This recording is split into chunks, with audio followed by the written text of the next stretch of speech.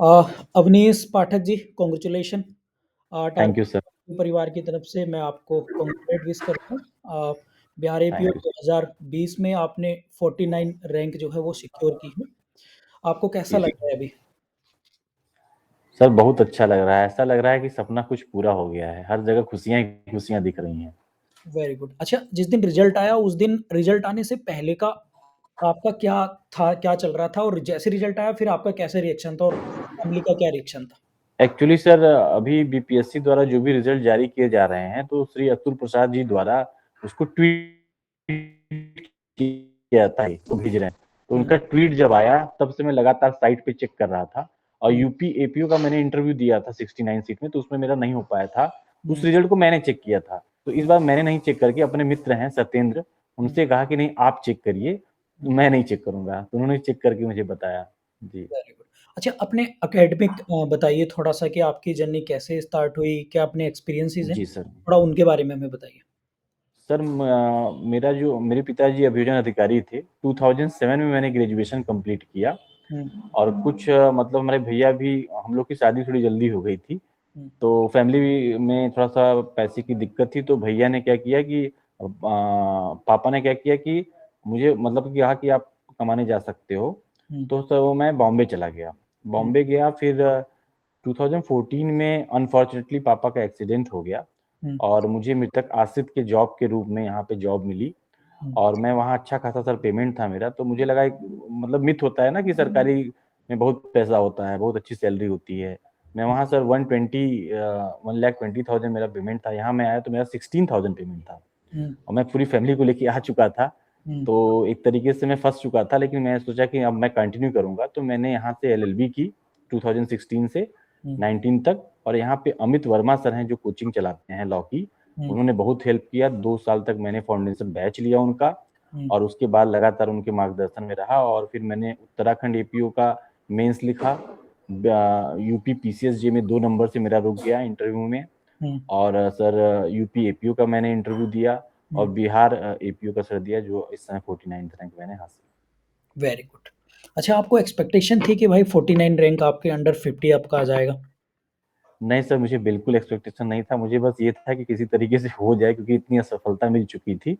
हुँ, क्योंकि सर दिक्कत ये हो रही थी कि मेरा प्री नहीं निकल रहा था स्टार्टिंग में। हुँ, उसका रीज़न था कि जीएस की प्रॉब्लम थी मेरी, हुँ, तो उसके लिए मैंने आपके चैनल को बहुत बार देखा और हुँ, उससे मेरा जीएस की प्रॉब्लम काफ़ी हद तक सर क्लियर हो गई। हुँ, क्योंकि सर एक चीज़ मैं बताना चाहूँगा कि यूपी एपीओ में 100 नंबर का लॉ आता है, 50 नंबर का जीएस आता है। हुँ, आप अगर लॉ में 100 में से 95 भी कर लें, हुँ, लेकिन अगर आप जीएस में 15 नंबर, 20 नंबर लेके आएँगे तो आपका सिलेक्शन नहीं होने वाला है। तो बिल्कुल, वेटेज जीएस का ज़्यादा है, इसलिए जीएस पे ध्यान देना बहुत ज़रूरी है। बिल्कुल। अच्छा, तो इस जीएस की प्रॉब्लम को आपने कैसे सॉल्व किया? क्या-क्या आपके सोर्सेज़ रहे और क्या जी। स्ट्रैटेजी रही आपकी? जी। सर पहले तो मैंने सर यूट्यूब वीडियोज़ में जैसे आपका चैनल है, हुँ, खान सर का मैंने सब्सक्रिप्शन लिया और उसको पूरा पढ़ा 1 साल तक हुँ, और सर मैंने शॉर्ट नोट्स बनाए उसको जीएस के लिए और करंट अफ़ेयर्स सर आपके माध्यम से जुड़ कर के मैंने पूरा तैयार किया। हुँ, तो जीएस सर मैंने इसी तरीके से तैयार किया सर। ओके। अब बिहार एपीओ के बारे में बात करते हैं, तो आपके उस जी। एग्ज़ाम को लेकर मीन्स बिहार एपीओ आप लोग आप बन ही चुके हैं। तो आप ये बताइए आपकी क्या स्ट्रैटेजी रही, क्या रणनीति रही आपकी? सर रणनीति एकदम क्लियर थी क्योंकि इस बार बिहार आयोग ने पेपर्स बढ़ाए थे। हुँ, जैसे कि 6 पेपर नए लॉ के जुड़े हुए थे उसमें। जी। तो जैसे कि हमारा प्रोसिक्यूशन डिपार्टमेंट है, यहाँ पे POCSO act, SC, ST act सारे केसेज़ आते हैं। तो हुँ, मैंने अपने अधिकारियों से ही पढ़ा। राजदीप सर थे, हुँ, राजेश सर थे जो इस समय जज हो चुके हैं, पंकज सर थे, वो कई लोग हैं नाम गिनाना मुश्किल है, हुँ, जेडी साहब थे, उनसे ही मैंने पढ़ा। हुँ, तो मेरा वो माइनर लॉ क्लियर हो गया और मेजर लॉ में मुझे अमित सर के द्वारा बहुत अच्छा मार्गदर्शन पहले से ही मिलता रहा है, तो मेजर लॉ में दिक्कत नहीं हुई। हुँ, और जीएस का पेपर सर जो आपने पढ़ाया था, हुँ, 80 नंबर सर 100 में से आया था उसमें, हुँ। तो काफ़ी सर अच्छा एक्सपीरियंस रहा सर। Thank you. अच्छा, आपने मेंस की तैयारी क्या पहले से करी थी या फिर आफ्टर प्रीलिम्स आपने डिसाइड किया कि भाई अब मेंस की तैयारी करते हैं? नहीं सर, मैं इसके लिए बताना चाहूँगा जब मैं एलएलबी मैंने एडमिशन लिया था, हुँ, तो एलएलबी के एडमिशन के दौरान से ही मैंने तैयारी शुरू कर दी थी और मैंने खूब बुक्स पढ़े। बहुत लोग सीरीज़ पढ़ के एलएलबी का एग्ज़ाम देते हैं, मैं उनको सलाह दूँगा हुँ, कि आप बुक सिर्फ़ एलएलबी के दौरान ही पढ़ सकते हैं, हुँ, एलएलबी के बाद आपको बुक पढ़ने का मौका नहीं मिलेगा। हुँ, तो क्योंकि आप नोट्स बनाएँगे, नोट्स पढ़ेंगे, हुँ, तो आपके कॉन्सेप्ट क्लियर नहीं रहेंगे, आपको दिक्कत होगी। तो मैंने सर एलएलबी के दौरान ही तैयारी शुरू कर दी थी अपनी, क्योंकि हमारे यहाँ जो एपीओ हैं वो पीसीएसजे की तैयारी कर रहे थे या एचजीएस की तैयारी कर रहे थे। जैसे हमारे यहाँ पंकज सर थे, वो एपीओ थे, वो एचजीएस हो गए, बिहार और एमपी दोनों निकाला उन्होंने। विनोद सर थे, वो भी एचजीएस हो गए, राजदीप सर थे, पीसीएसजे हो गए। तो ये हुँ। लोग तैयारी में थे, तो मुझे एकदम गाइडेंस मिलता गया। मैं अपना आंसर राइटिंग करता था, इनको चेक कराता था। वो चेक करते थे, कमी बताते थे। तो ये प्रोसेस चलता रहा सर। अच्छा, वेरी गुड। अच्छा, अगर कोई एक कीवर्ड में मतलब 1 या 2 शब्दों में अगर आप बच्चों को सजेस्ट करना चाहें, जो लोग अपकमिंग जीडीसी या एपीओ की तैयारी कर रहे हैं, जो मीन्स आपकी जर्नी में फेस किया होगा, ऐसे क्या-क्या कीवर्ड हैं कि भाई प्री में अगर ये काम कर लो तो प्री नहीं रुकेगा कभी और मेंस में अगर ये काम कर लिया तो कभी मेंस नहीं रुकेगा? सर, मैं सब्जेक्ट वाइज़ बताना चाहूँगा। हुँ, आपको आईपीसी, सीआरपीसी, एविडेंस, हुँ, सीआरपीसी की पूरी बेयर एक्ट आपके टिप्स पे होनी चाहिए। बेयर एक्ट को आप बार-बार रिवाइज़ करिए, उसके शॉर्ट नोट्स बना लीजिए। हुँ, एविडेंस के 167 पूरे इम्पोर्टेंट सेक्शन हैं, उसमें आप कुछ भी नहीं छोड़ सकते हैं। हुँ, आईपीसी में कुछ केस लॉज़ भी इम्पोर्टेंट है, तो जो प्रीलिम्स आता है घटना चक्र का, हुँ, उसके केस लॉज़ आप अलग कर लीजिए और उसको बार-बार रिवाइज़ करिए। हुँ, तो सर इस तरीके से आप लॉ पेपर कवर कर पाएँगे, उसके साथ जीएस के लिए आप किसी न किसी अच्छी संस्थान से, जैसा आपका संस्थान है, हुँ, ज़रूर जुड़ें, क्योंकि वो महासागर है। अगर आप सिर्फ़ लॉ के भरोसे जाएँगे तो कहीं बेड़ा पार नहीं होने वाला है। हुँ। और जी यदि सर। अब मेंस की बात करें, मेंस में मीन्स किन-किन बातों का ध्यान रखना चाहिए? मेंस में सर सबसे इम्पोर्टेंट है कि आपको पता होता है कि किस टॉपिक से क्वेश्चन आएगा। हुँ, मतलब मेंस के कैसे टॉपिक होते हैं। जैसे मैं अगर आईपीसी की बात करूँ, तो शुरुआत ही होती है 34 और 149 में अंतर या उससे संबंध, वो क्वेश्चन पूछा भी। उसके बाद अगर जनरल एक्सेप्शन से क्वेश्चन पूछे जाते हैं, मर्डर और कल्पेबल होमिसाइड में क्या अंतर है, पूछे जाएँगे आपसे। हुँ, तो ऐसे 20 क्वेश्चन हैं, जो आपको पता है कि पूछे जाएँगे। तो हुँ, इन 20 क्वेश्चनों को आप लिखिए और हुँ, किसी मेंटर से चेक कराइए, उसमें सुधार करिए। जब वो पूरी तरीके से तैयार हो जाए, तो हुँ। उसको बार-बार रिवाइज़ करिए और नए केसेस को ऐड करिए उसमें। तो वेरी ये एक तरीका सर है। जी, अब अब आपका मेंस हो जाता है, जी सर। बारी आती है इंटरव्यू की, हालाँकि 2020 का नोटिफ़िकेशन था। जी सर। 22 में इसका शायद प्रीलिम्स होता है, 22 में मेंस, फिर 23 में इसके इंटरव्यू होते हैं, काफ़ी लंबा प्रोसेस हो गया था। इंटरव्यू को लेकर आपकी क्या रणनीति थी या कोई इंटरव्यू का और एक्सपीरियंस था आपका? इसको लेकर आपने अ, जी सर, इंटरव्यू का एक्सपीरियंस था, मैंने यूपी एपीओ का इंटरव्यू दे रखा था। हुँ, यूपी इंटरव्यू के लिए भी सर मैंने अमित सर से ही तैयारी की। उसके बाद मैंने कुछ कोचिंग संस्थानों से, जैसे एसयूएलसी उर्मिला मैम का मैंने लिया, एमजे सर का लिया विधिक शिक्षा, हुँ, और उसके बाद मैंने आपके चैनल से भी लिया था। हुँ, और उसके बाद और 3-4 जयंत गिरी सर थे, उनसे मैंने लिया, पनेशिया लॉ क्लासेस से लिया। तो मैंने खूब मॉक दिए सर। हुँ, राय जुडिशियल क्लासेस से लिया। तो हुँ, मॉक देने से क्या होता है, आपको अपनी कमी पता चलती है और कॉन्फिडेंस आता है। हुँ, और एक मेरे सर हैं जयंत सर, उन्होंने कहा था कि मॉक आप हमेशा फिजिकली आके दीजिए। ऑनलाइन मॉक से आपका हाव-भाव नहीं पता चलता, वहाँ हाव-भाव ही वो चेक करते हैं। सही बात तो है। मैंने सर यही प्रयास किया, मैं जा-जा के, क्योंकि समय सर बहुत कम रहता है मेंस और इंटरव्यू के बीच में। हुँ, लेकिन मैं सर दिन-रात लगा रहा और जा-जा के मैंने खूब मॉक दिए हैं सर। Very good. अच्छा, इस सफलता में अगर हम देखें हर हर एक सफलता में ऐसे तो एक इंडिविजुअल तो बहुत मुश्किल है क्योंकि इस जर्नी में बहुत सारे लोगों का एक कंट्रीब्यूशन होता है। फिर जी। भी किन-किन लोगों का आपका सहयोग रहा इस जर्नी में? सबसे पहले तो सर मेरे परिवार का, मेरी वाइफ़ राधा का, हुँ, क्योंकि सर 7 साल से मैंने उनको कहीं घुमाया नहीं, क्योंकि सर मेरा जॉब था 10 से 5, और सुबह मुझे, मेरे सत्येंद्र मित्र हैं, 7 से 9 हम लोग पढ़ते थे, फिर वो अपने रूम पे जाते थे, फिर वो 12 बजे मेरे ऑफ़िस में आते थे, फिर हम 12 से 5 पढ़ते थे, फिर मैं उनके घर चला जाता था और 5 से 12 पढ़ता था रात में, फिर मैं 12 बजे घर आता था। तो हुँ, कहने का मतलब था सर, इतना 7 साल मैंने इसी शेड्यूल को फ़ॉलो किया, तो मैं अपनी फैमिली को बिल्कुल टाइम नहीं दे पाया, और मेरी फैमिली ने मुझे बहुत सपोर्ट किया। मेरा बच्चा अभी बीएचयू से बीए कर रहा है, काफ़ी बड़ा हो गया, शादी जैसे मैंने बताया जल्दी हो गई थी। जी। बच्ची मेरी 9th में पढ़ रही है, तो सर परिवार की ज़िम्मेदारी, ऑफ़िस की ज़िम्मेदारी और इतना हेवी कॉम्पिटिशन के साथ मैंने क्रैक किया है।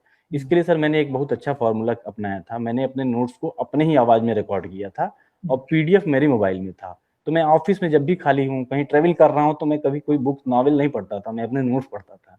हुँ, क्योंकि ऑडियो मेरी ही आवाज़ की चल रही है और मैं अपने पीडीएफ में पढ़ रहा हूँ। तो हुँ, मैं अगर सर सफलता का श्रेय देना चाहूँगा, तो मैं अपनी वाइफ़ को देना चाहूँगा, अमित सर को देना चाहूँगा हुँ, और अपने पिताजी, अपने दादाजी स्वर्गीय श्री चंद्रशेखर पाठक को देना चाहूँगा। मतलब बहुत सारे लोग हैं, गिनाया नहीं जा सकता सर। हुँ। राजन भैया हैं, बहुत लोग हैं सर। अच्छा, वेरी गुड ये होना भी चाहिए क्योंकि एक जी। जैसे आपने बताया कि हमसफ़र आपकी वाइफ़ हैं, पेरेंट्स हैं और गुरुजन का तो बहुत सहयोग होता है और सबसे ज़्यादा जी, जी। आपका खुद का परिश्रम है जो दिख रहा है। मेरा इस इंटरव्यू रिकॉर्ड करने का मेन ऑब्जेक्टिव ये था क्योंकि एक आप काफ़ी सीनियर हैं और डेफ़िनिटली हमें और टारगेट फॉर आईक्यू के माध्यम से बहुत सारे बच्चों को आपसे सीखने के लिए मिलेगा। बिल्कुल, ख़ासकर उन बिल्कुल। लोगों को जो शादी के बाद एक मन में एक ऐसी विचार बना लेते हैं कि भैया शादी हो गई तो अब हम कुछ नहीं कर सकते। मतलब एक पारिवारिक, जी। सामाजिक चीज़ों में हम लोग एक सर मेरी पढ़ाई में 10 साल का गैप है सर, फिर भी मैंने किया, वो भी ज जॉब के साथ, तो ये एक मोटिवेशन है और जी, मैं आने वाले सभी अभ्यर्थियों को यही कहना चाहूँगा हुँ, कि सफलता प्राप्त करना आपके हाथ में ही है और बिल्कुल, टाइम जितना 24 घंटा अंबानी जी के पास है, वही 24 घंटा आपके पास भी है। बिल्कुल सही बात है। ये तो मतलब आपने बहुत अच्छा कहा, I appreciate you and I also proud of thank you you sir, कि आपने इतनी अच्छी बातें हमें बताई। कोई और एक थैंक यू ऐसा सर। मैसेज, सजेशन जो खासकर फ्रेशर बच्चे हैं, उनके लिए क्या कहना चाहेंगे? मतलब जो अभी सर एलएलबी करना चाहते हैं, एपीओ बनना चाहते हैं, जुडिशियल मजिस्ट्रेट बनना चाहते हैं? सर एलएलबी का स्कोप बहुत ज़्यादा हो चुका है इस समय, तो हुँ, जो भी बच्चे एलएलबी कर रहे हैं, मैं उनको कहूँगा कि आप सीरीज़ से मत पढ़िए, आप किताब से पढ़िए, पहली चीज़। हुँ, दूसरा चीज़ मैं उनको दूसरा मंत्र ये देना चाहूँगा कि बार-बार आप रिवाइज़ करिए चीज़ों को। हुँ, जैसे सर मेरा रिवीजन का मेथड ये था, जो मैं पढ़ता था, वो 24 घंटे में रिवाइज़ करता था, फिर 1 हफ्ते में, फिर 30 दिन में। अब ये जी, पता कैसे चलेगा कि 30 दिन पहले मैंने क्या पढ़ा था? उसके लिए मैंने डायरी मेंटेन की, डेट वाइज़ मैं लिखता था मैं क्या पढ़ रहा हूँ, फिर मैं उसको मॉनिटर करके रिवाइज़ करता था और एमजे सर का एक रूल है 90:10। हुँ, इसका अर्थ ये है कि 90 मिनट आप पढ़िए, 10 मिनट आप आराम करिए और उसको काउंट करिए कि आपने 100 मिनट पढ़ा है। हुँ, तो इससे आप लंबे टाइम तक पढ़ सकते हैं। सर मैं 15-15 घंटे मैंने सिटिंग की है सर, जब मेरा मेंस था तो। वेरी जी गुड। सर। मतलब ये है कि कंसंट्रेशन रहेगा तो डेफिनिटली और कंटिन्यूटी रहेगी तो एग्ज़ाम आपका सर निकल रिवीजन अगर आप कर रहे हैं, हुँ, आप बहुत ज़्यादा कंटेंट मत इकट्ठा करिए। हुँ, आप एक कंटेंट बनाइए, किसी सीनियर को, किसी कोचिंग इंस्टीट्यूट को आप दिखाइए हुँ, और उसी कंटेंट पे आप अपने आप को झोंक दीजिए, पूरा रिवीजन करिए और नए केस लॉ ऐड करिए बस। और जीएस के लिए किसी न किसी संस्थान से ज़रूर जुड़िए, हुँ। क्योंकि जीएस अब पीसीएस लेवल पे पूछने लगा है, अब वो लेवल नहीं रह गया। तो वो मैं सजेस्ट करूँगा कि सर आपके कोचिंग से लोग जॉइन हों। बिल्कुल। अच्छा टारगेट फॉर आईक्यू को एज़ ए ऑनलाइन जीएस के को लेकर हम लोग जाने जाते हैं टारगेट फॉर आईक्यू। जी, उसको आप जी सर। कैसा देखते हैं? मतलब आपका एक्सपीरियंस कैसा रहा? सर मेरा एक्सपीरियंस ये है कि लॉ जो लोग करते हैं, उनका जीएस वीक होता है। हुँ, क्योंकि वो सोचते हैं कि जीएस आसानी से हो जाएगा हुँ, और एक्चुअल में देखा जाए तो जीएस ही उनको ले डूबता है। हुँ, जैसे मेरा पीसीएस जे में 2 नंबर से रह गया और हुँ, मेरा जीएस में नंबर कितना है? हुँ, मात्र 55 नंबर। हुँ, तो कहने का मतलब शायद अगर मैं जीएस थोड़ा और अच्छा करता तो मेरा और बेहतर हो जाता परिणाम।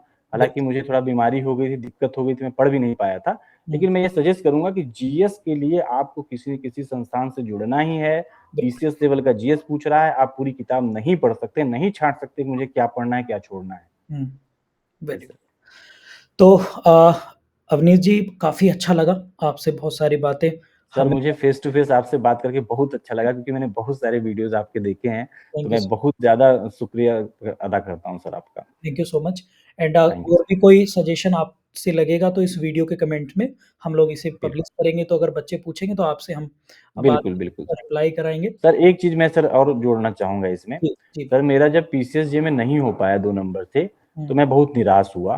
हुँ, अभी हाल ही में पीसीएसजे का रिज़ल्ट आया है। जी। तो मैंने एक काम किया कि एक उड़ान लॉ अकेडमी के नाम से चैनल खोला, हुँ, क्योंकि सर सिविल लॉ वेस्ट हो जाते हैं मेरे जो मैं 7 साल पढ़ा था क्योंकि एपीओ में सिविल लॉ पूछता नहीं है। हुँ, तो मैंने उड़ान लॉ अकेडमी चैनल चालू किया कि मैं अपने सिविल लॉज़ और क्रिमिनल लॉज़ इस पे डालूँगा और जो बच्चे हुँ, मुझसे मार्गदर्शन पाना चाहते हैं, वो फ्री में पढ़ें, कहीं कोई दिक्कत नहीं है। हुँ, ये वेरी सर मैं बताना चाह नहीं, बहुत अच्छा है आपका ये इनोवेशन, बहुत अच्छा है। मैं चाहता हूँ कि इस बार आपको अब मतलब इस ऐज में आपने जो ये काफ़ी बहुत ही अच्छा काम आपने किया है जी, जी मतलब सर। एक कुछ लोग तो सिलेक्शन बनते हैं, सिलेक्शन हो गया मतलब कम एज में बिल्कुल। सिलेक्शन हो गया तो एग्ज़ाम्पल बन गए मीन्स 20 या 30 के बीच में। लेकिन अगर आप सर कनिष्ठ कनिष्ठ सहायक की कुर्सी से हुँ, अधिकारी की कुर्सी तक पहुँचने का 7 साल का सफ़र बहुत रोमांचक रहा सर। बिल्कुल, बिल्कुल, डेफ़िनिटली। तो आप एक आइडियोलॉजी बन चुके हैं मतलब एक विचारधारा है पूरी सोसाइटी ख़ासकर उन सभी साथियों के लिए, जो जुडिशरी की प्रिपरेशन करना चाहते हैं या फिर अदर एग्ज़ाम की या फिर बहुत सारे उत्तर प्रदेश में और बिहार में भी जी। सरकारी विभागों में बाबू या पोस्ट हैं, तो उन लोगों के लिए भी आप एक एग्ज़ाम्पल ज़रूर और बनें। सर जो मृतक मृतक आश्रित का सर जो कलंक है, ये हुँ, मैं आपको स्पष्ट बताता हूँ कि हुँ, लोग कहते हैं जैसे हमारी भाषा में अगर कहा जाए हाँ, कि कहते हैं कि अगर बापे के नौकरी पाया है तोरे अंदर कोनो योग्यता नहीं बा। हुँ, तो मैं ये प्रूव कर रहा हूँ कि जितने मेरे तक आश्रित लोग मुझे सुन रहे हैं, वो हुँ, पढ़ें और प्रूव करें कि मैं उन्हीं उन्हीं प प पिता का पुत्र हूँ, जो हुँ। पिता मेरा अधिकारी था, तो मैं भी अधिकारी बन सकता हूँ। वेरी गुड, रियली बहुत अच्छा लगा मुझे ये सुनकर। अवनीश जी थैंक यू सो मच आप हमारे थैंक यू साथ सर। जुड़े एंड जल्दी आपसे मुलाकात होगी। मैं चाहता हूँ कि बिल्कुल आप सर, मैं आऊँगा तो ज़रूर मिलूँगा सर आपसे। चलिए, जी, thank you so much. Okay, thank you sir, thank you very much.